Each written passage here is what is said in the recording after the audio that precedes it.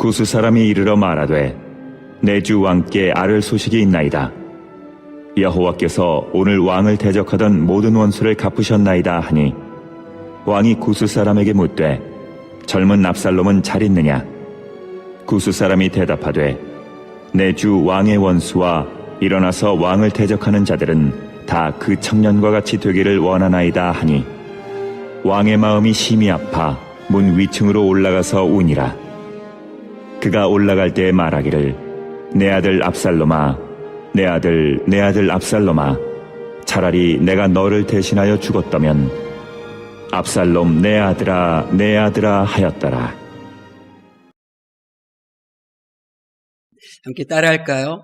나는 하나님을 기뻐합니다. 우리의 기쁨의 대상은 오직 하나님이에요. 그것은 영원한 거죠. 근데 성경에 보면 하나님이 어떤 분이냐 우리에게 소개를 하는데 먼저는 하나님이 우리의 아버지이시다라고 소개를 해요. 동시에 그 하나님은 우리의 왕이시다 그렇게 소개를 하고 있어요. 그렇기 때문에 우리들은 하나님은 나의 아버지시야, 하나님은 나의 왕이시지, 이러한 믿음을 가지고 교회 생활을 해야 합니다.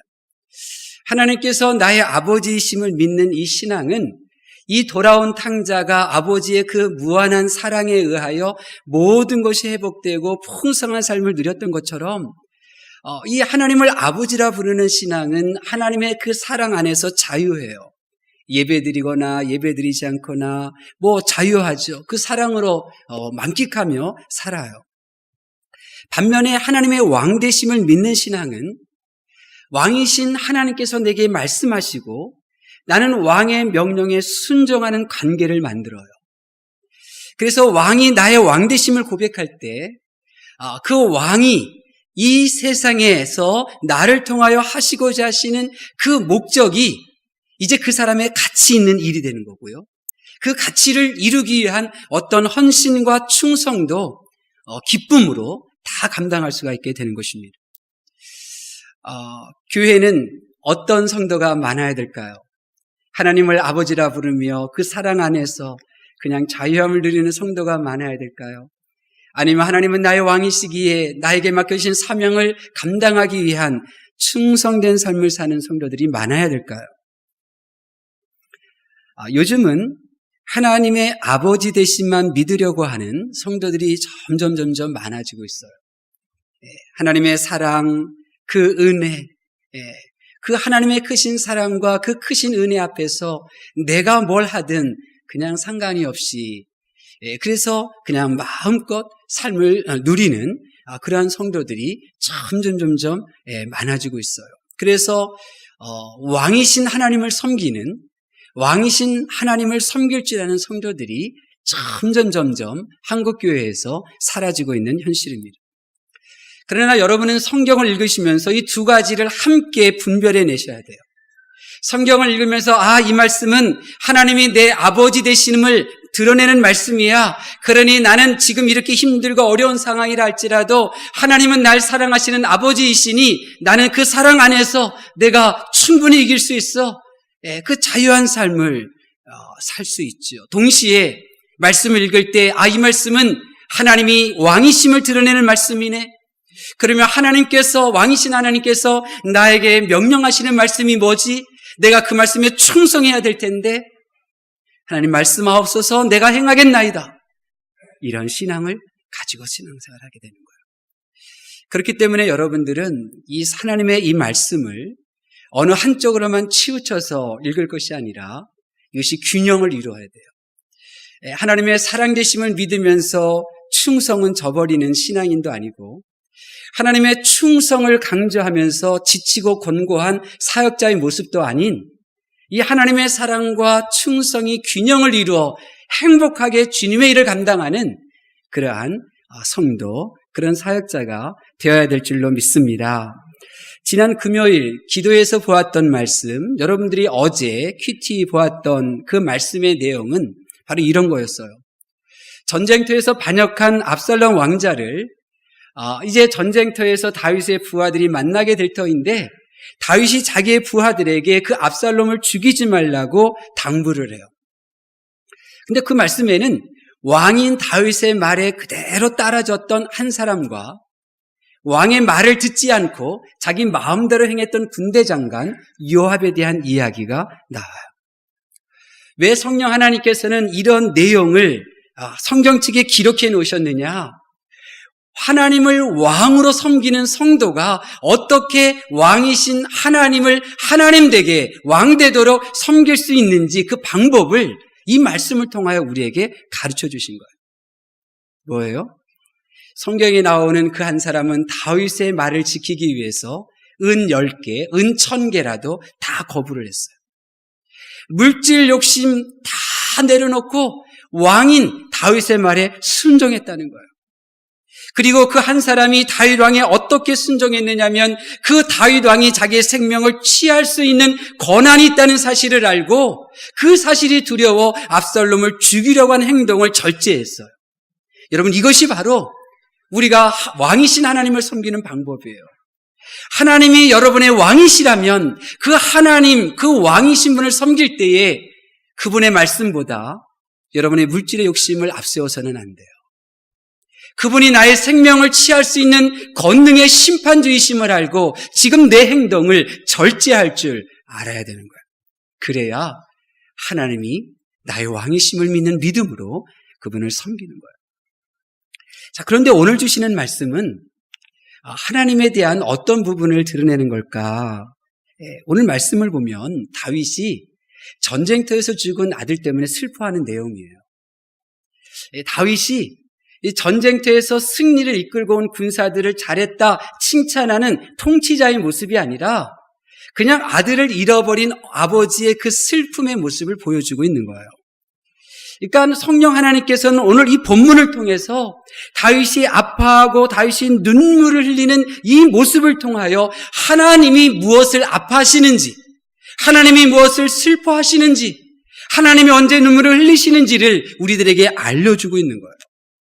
그러니까 여러분들이 다윗이 왜 이렇게 슬퍼하지? 왜 눈물을 흘리고 아파하는 거야? 이것을 깨닫게 되면 여러분은 하나님을 만날 수 있게 되는 거예요. 하나님이 그런 분이기 때문에 그래요. 자, 그러면 오늘 본문에 다윗을 통하여 보여주시는 우리의 아버지 되신 하나님께서는 어떨 때 심히 아파하시고 슬퍼하실까? 우리 32절 말씀 볼까요? 31절 말씀은 전쟁터에서 돌아온 사람이 우리가 전쟁에서 이겼습니다 라고 하는 보고를 드리는 거고요. 32절에 이 소식을 듣고 이제 다윗이 마음이 아파하고 심히 슬퍼서 그 자리를 떠나가게 되는데요. 우리 32절 말씀, 다윗이 언제 아파하는지 한번 보겠습니다. 시작. 왕이 구스 사람에게 묻되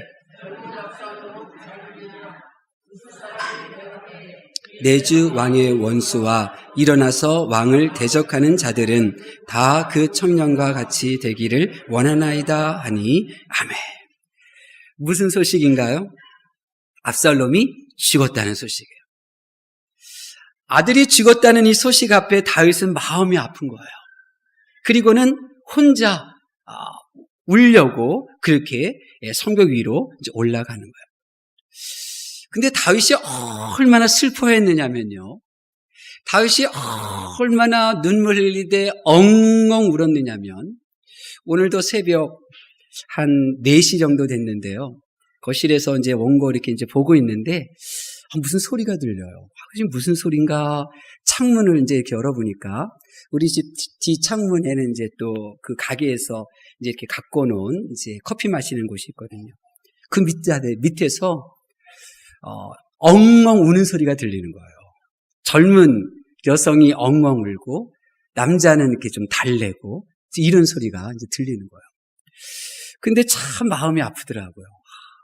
도대체 이 남자가 이 여자에게 어떻게 했길래 이 여자가 이렇게 슬피 우나 참 너무 마음이 아팠어요.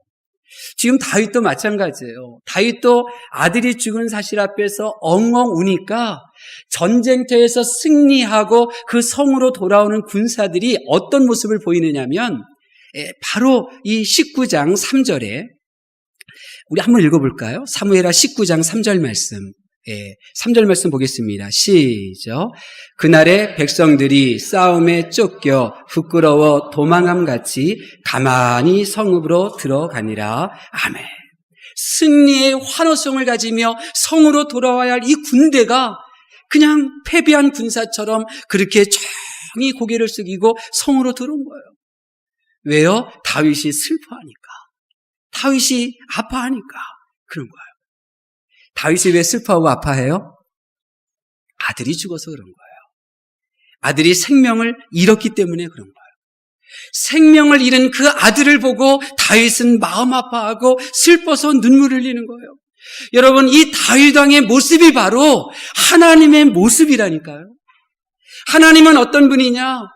예수님께서는 하나님의 관심이 무엇인지를 요한복음 6장 40절에 이렇게 기록하고 있어요. 내 아버지의 뜻은 아들을 보고 믿는 자마다 영생을 얻는 이것이니 마지막 날에 내가 이를 다시 살리리라. 여러분, 하나님의 관심이 무엇입니까? 하나님의 뜻이 무엇입니까? 영원한 생명을 저와 여러분에게 주시는 것입니다. 하나님의 관심은 이 지구상에 호흡하는 모든 사람들에게 영원한 생명을 주시는 것입니다. 하나님의 관심은 영생에 있는 거예요. 저와 여러분이 영원한 생명을 얻어 영원한 삶을 사는데 하나님의 관심이 있는 거예요. 여러분, 구원은 죄에서 사함받은 것, 그것이 전부가 아니에요. 그것은 시작일 뿐이에요. 구원의 목적은 뭐냐? 구원의 열매는 뭐냐? 나에게 영원한 생명을 하나님께서 주시고 나는 구원을 통해 영원한 생명을 얻는 거예요. 죄 사함이 목적이 아니에요. 나에게 영생을 주는 것이 목적인 거예요. 예수님께서는 영원히 살라고 그 마지막 날에 어떻게 한다고 약속하셨어요? 우리를 부활시킨다고 약속하신 거예요. 영원한 생명의 부활.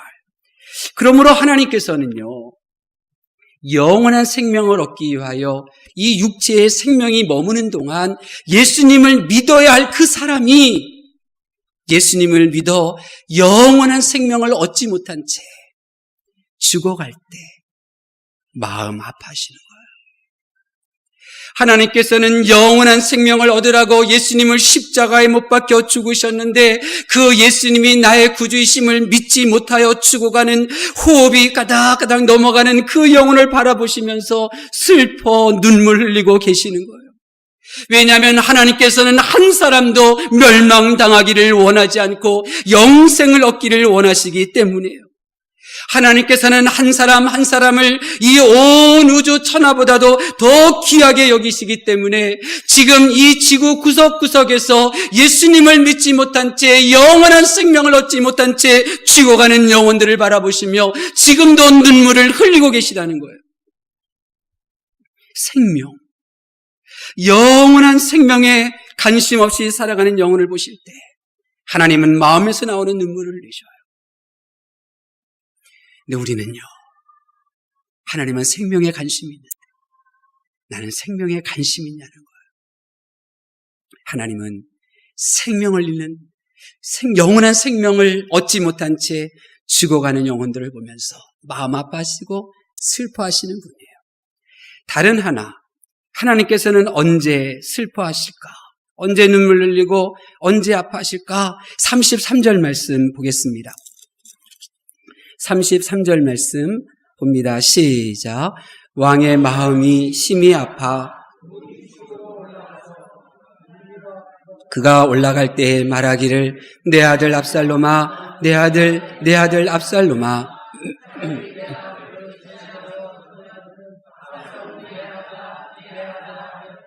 아멘. 다윗이 심히 아파 눈물을 흘리면서 이제 말하잖아요. 다윗이 아파하는 이유가 뭐죠? 다윗이 눈물 흘리는 이유가 뭔가요? 아들을 죽어서는 지금 제가 방금 말씀드렸죠? 하나님이 언제 아파하고 슬퍼하느냐? 영원한 생명을 얻지 못하고 죽어가는 영혼, 죽어갈 때 마음이 아프고 슬프다고 말씀드렸어요. 근데 33절에 또 하나님이 아파하는 이유가 나오잖아요. 눈물 흘리는 이유가 나와요. 33절에. 뭐죠? 대신하여. 그래요. 대신할 수 없을 때 하나님은 슬퍼요. 대신할 수 없어요. 지금 다윗이 왜 슬프고 아프냐? 자신에게 칼을 겨눈 아들이지만 그 아들을 대신하여 죽음을 짊어질 수 없음이 아프고 슬픈 거예요. 그렇습니다. 우리는 그를 대신할 수 없어요. 아무리 사랑해도요, 대신해 줄 수 없어요. 그를 대신해서 음식을 먹을 수 없어요. 그를 대신해서 아플 수도 없고요. 제가 목양실에서 밤새워 고민하고 이제 새벽 예배 드리기 위해서 옷 갈아입으려고 집에 갔더니 다 잠자더라고요. 다 아무도 내 고민을 대신해 줄 수가 없는 거예요. 허리 아파서 꼼짝하지 못할 때 아무도 나를 대신해 줄 수 있는 분이 없는 거예요. 이게 인생이에요. 이게 인생이에요. 이게 슬픈 거예요, 지금 다윗은. 내가 대신할 수 없구나.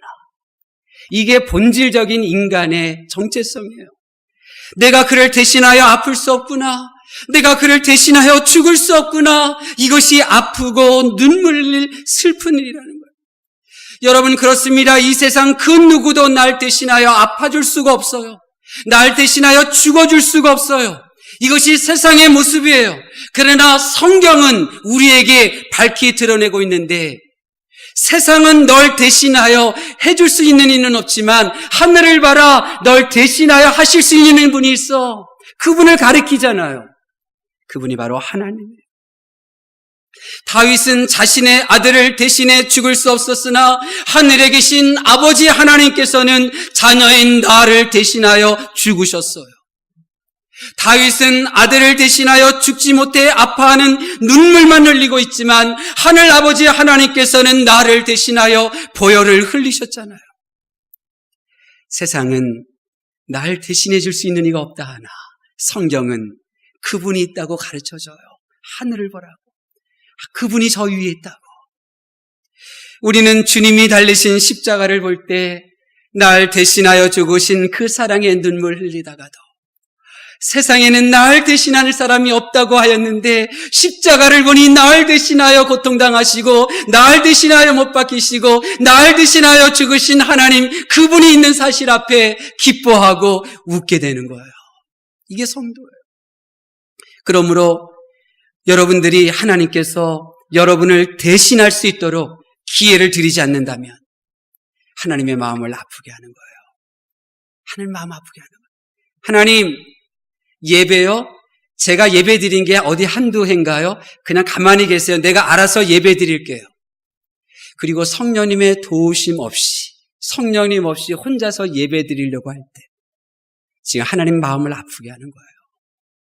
하나님, 내가 예배를 드리며 하나님의 말씀을 듣는데 성령님이 나와 함께 나를 대신하여 이 말씀을 들으려고 하지 아니하시면 내가 그 말씀을 믿음으로 받아들일 수도 없고 나의 영의 양식이 될 수 없어요. 날 대신하여 예배자가 되어주세요. 이렇게 하나님을 의탁할 때 하나님은 기뻐하시는데 하나님 빠지세요. 내가 알아서 예배 드릴게요.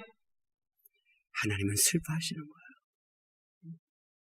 하나님, 제가 알아서 할게요. 하나님, 제발 참견하지 마세요. 내가 다 알아서 할 수 있어요. 내가 잘 알아요. 그리고 하나님 빼놓고 자기의 지식으로 그의 일을 해요. 하나님의 마음을 아프게 하는 거예요. 하나님의 눈에 눈물을 흘리게 하는 거예요. 이런 마음으로 행하는 자들을 볼 때마다 하나님의 마음은 찢어지는 거예요. 여러분, 내가 만난 하나님은 날 대신하기를 원하시는 분이에요. 내가 경험한 하나님은 항상 나를 대신하셨던 분이에요. 그래서 하나님은 항상 나를 가르치셔서 나에게 힘주셔서 내가 그 일을 하게 하심으로 내가 입술에 하나님 내가 한 것이 아니라 하나님이 가르쳐 주셔서 했습니다. 하나님이 힘주셔서 하셨습니다. 항상 고백하게 하심으로 그 고백을 기쁘게 받아주셨던 하나님이에요. 성경을 보세요.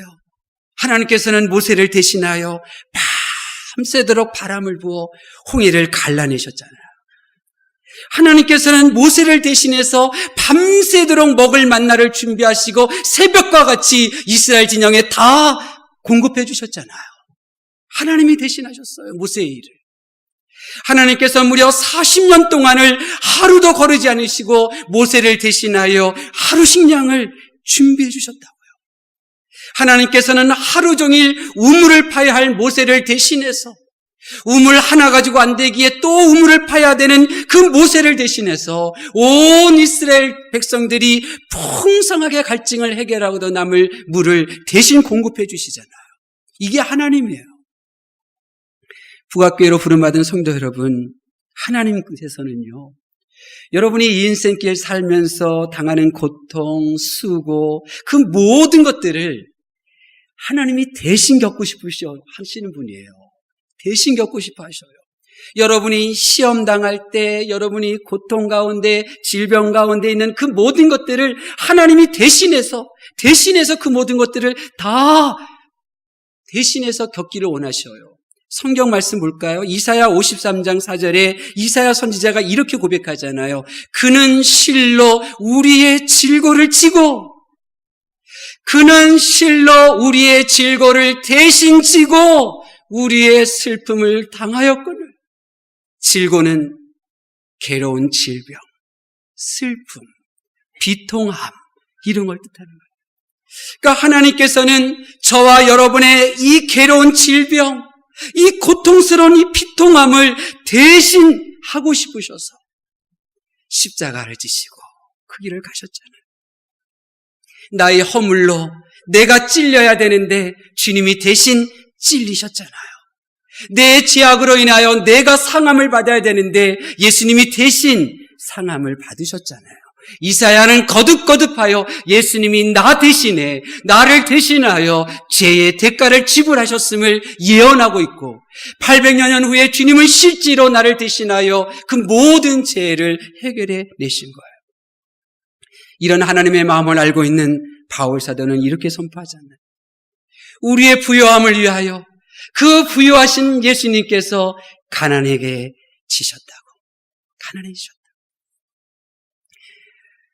하나님의 말씀을 경청하는 성도 여러분, 여러분의 관심은 무엇입니까? 어떻게 하면 시원하게 잠잘까? 네. 하나님의 관심은 무엇입니까? 하나님의 관심은 모든 사람이 영원한 생명을 얻는 것입니다. 여러분은 무엇을 알고 계십니까? 하나님께서는 모든 사람들이 내가 할 일을 하나님께서 대신하셨다는 사실을 알기를 원하고 계십니다. 그런데 우리들의 문제는 하나님의 관심에 무관심하다는 것입니다. 하나님이 관심 있어 하는 그 일에 내 일로 여기지 않는다는 것입니다. 하나님은 이 생명에 관심을 두시는데 우리는 하나님의 그 관심에 나의 몫이라고는 생각하지 않는 것입니다. 이것이 우리의 문제예요. 성도의 문제는 내가 행할 모든 일들을 하나님께서 대신하시도록 맡겨드리지 않는 거예요. 맡겨드리지 않는 거예요. 하나님께서 내 대신 행하셨는데, 하나님께서 내 대신 지금 행하고 계시는데도 그 사실을 알지도 못하고 평생 가도록 하나님께서 하신 일인데요, 하나님께서 나 대신에 행하신 일인데요, 하나님을 높여드리고 내 몸을 통하여 그리스도 예수를 존귀하게 만들어드릴지를 모르는 거예요. 이게 우리의 문제예요. 그래서 우리는 하나님을 믿노라 하면서도 영원한 생명에는 관심이 없고 이 세상에만 몰두하는 거예요. 그래서 세상 사람들이 교회를 손가락질하잖아요. 아니 천국이 그렇게 좋다고 하는데 왜 아웅다웅 이 세상에서 살려고 해? 기독교인들을 비웃는 거예요. 비웃는 거예요. 하나님을 믿노라 하면서도 영원한 생명에는 관심이 없기에 안개처럼 사라질 물질과 세상의 일에 몰두하는 것 아닙니까? 하나님께 예배하면서도 하나님께 하실 수 있도록 맡기지 않고 자신이 알아서 하니 예배의 행위는 있으나 말씀의 생활하는 이루어지지 않는 이 종교인의 삶을 살게 되는 거예요. 여러분, 이제 우리는 정말 이 더운 열기보다도 더 뜨거운 이 하나님이 어떤 일에 마음 아파하시고 슬퍼하시는지, 정말 이 뜨거운 하나님의 이 말씀을 우리가 오늘 이 시간 함께 나눴잖아요. 이제 우리는 멈춰야 돼요. 생명에는 관심 없는 나의 신앙생활을 이제 멈춰야 돼요. 하나님 없이 내가 하려고 하는 그러한 종교 행위를 이제는 우리는 멈춰야 돼요. 영원한 생명은 십자가 지신 예수님을 믿을 때 오는 것이고 그 영원하신 예수 그리스도에 대한 이야기를 세상에 들려주게 될 때 하나님은 나를 대신하여 역사하시는 거예요. 사도 바울이 바로 그런 사람 아니었습니까? 사도 바울은 하나님의 관심이 영원한 생명에 있고 그 영원한 생명은 오직 예수 그리스도를 믿을 때 주어짐을 알았기에 그는 힘써서 온 세상을 찾아다니며 예수님을 이야기하였잖아요. 그런데 어떻게 되었나요? 감옥에 갇혔다고요?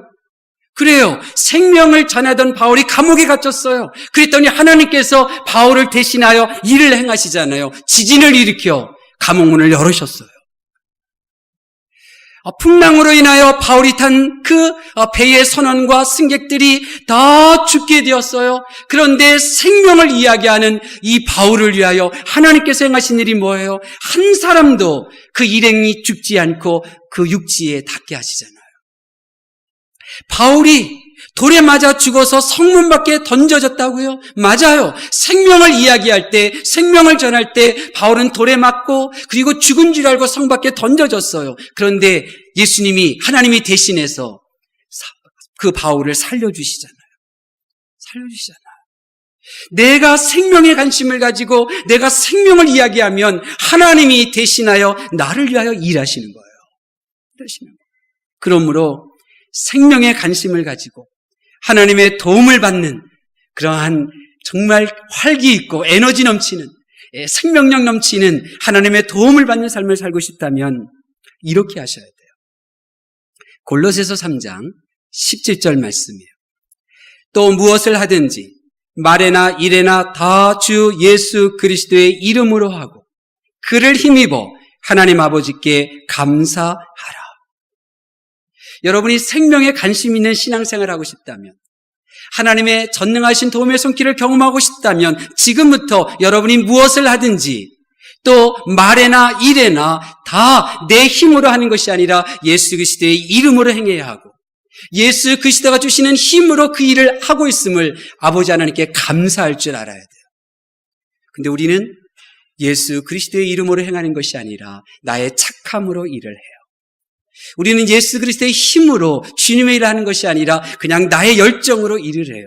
그렇기 때문에 멈추는 거예요. 그렇기 때문에 중단되는 거예요. 자기 자신을 드러내는 것이고 알아달라고 말하는 거예요. 예수님의 비유에 나오는 충성된 종들, 착한 종들은 한결같이 내가 한 것이 아닙니다. 당연히 해야 할 일을 했을 뿐입니다. 그렇게 고백하잖아요. 다른 하나, 골로새서 3장 23절. 무슨 일을 하든지 마음을 다하여 죽게 하듯 하고 사람에게 하듯 하지 말라. 사람에게 하듯 하지 말라. 여러분이 생명을 가지고 싶다면, 생명에 관심을 가지고 싶다면 여러분 옆에 앉아있는 분들, 함께 신앙생활하는 성도들, 또 주변에 있는 식구들과 이웃들, 직장 동료들 그 모두를 대할 때에 사람 대하듯 하지 마시고 그 사람이 주님이신 것처럼 그를 대하라는 거예요. 그럴 때 여러분은 생명에 대한 관심이 점점 커지고 생명에 대한 열망이 점점 커지고 그래서 생명에 대해서 이야기함으로 전능하신 하나님의 도우심을 받는 삶을 살아갈 수 있게 되는 것입니다. 저는 믿습니다. 하나님의 도움을 받는 바울 사도와 같이 예수님께서 하게 하신 겁니다. 내가 아니라 예수님께서 힘주셨기 때문입니다. 매 순간마다 우리가 고백할 수만 있다면 우리는 생명을 나의 가치 있게 두고 그 생명을 전하는 자가 되어 전능하신 하나님의 도우심을 매 순간마다 경험하게 될 것입니다. 하나님의 도우심으로, 하나님이 힘을 주심으로 시험을 이겨내고 가난과 질병도 물리치는 능력 있는 삶을 살게 될 것입니다. 동시에 하나님께서 나 대신에 일하시는 그 현장에 나도 참여하여서 하나님과 함께 그 일을 동력해내는 동역자가 되게 될 줄로 믿습니다. 부디 이번 한 주간 동안 내가 한 게 아니에요. 예수 그리스도께서 나로 하여금 그렇게 하게 하신 거예요. 내 힘으로 한 게 아니에요. 예수님이 힘 주셔서 내가 이것을 이겨낸 거예요. 하나님 앞에 감사하는 여러분들의 입술이 되셔서 여러분을 통하여 죽어가는 영혼들이 많이 살아나고 여러분이 살린 그 영혼을 보고 하나님이 눈물 흘리시고 아파하시는 것이 아니라 기뻐하고 기뻐 춤추는 그 하나님이 되도록 여러분의 삶을 경영하실 수 있기를 예수님의 이름으로 축원합니다. 기도하겠습니다.